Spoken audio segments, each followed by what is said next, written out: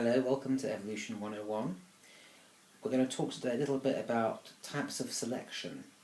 Okay, so you've probably heard of natural selection, but let's first start talking about artificial selection, which is a kind of selection that humans have been doing for thousands of years as far as we know, and it happens with things like cattle.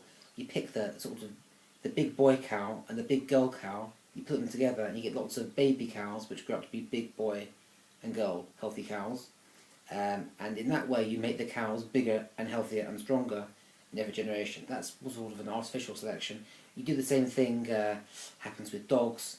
They sort of breed lap dogs, so they take the smaller, cuter, fluffier, most good-natured dogs, and they sort of put them together, and so after a few hundred years you get the dogs that are very, very sort of friendly, and they don't mind what you do to them, and they sit on people's laps all day watching TV.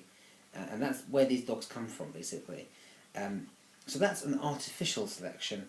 But Darwin, approximately 150 or so years ago, he said that there's something also called natural selection.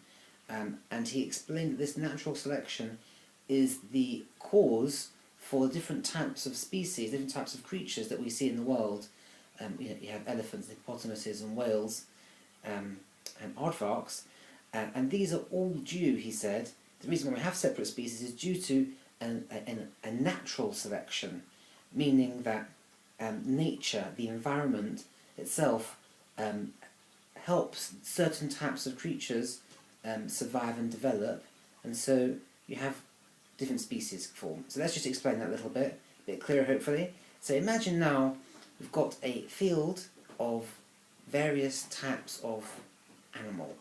Let's make it, I don't know, how about insects? So we have green insects and we have brown insects, okay. Let's say they're the same insect, right? But just some have green shell and some have a brown shell. Okay, very good. Now these insects, they live, let's say they live on the barks of trees, right? Okay. So of course, the brown insects are camouflaged against the bark, whereas the green insects are not camouflaged. Now, let's say that there is a certain predator of these creatures, a bird for instance, and the bird comes and it attempts to eat these insects. Now, let's say, for argument's sake, that the bird tries to take the insects by going to the tree, and it tries to look for them, and it sees them on the bark of the tree and it eats them. Now this bird's going to have a much easier time of eating the green insects than the brown insects. Now that means that these green insects are going to die more rapidly, and they're going to have less chance to reproduce and make more green insects. That means over time, nature has naturally selected the brown insects to be the next generation, and so that means that after a few hundred generations, say for instance, the insects turn out all to be brown. This is basics of natural selection.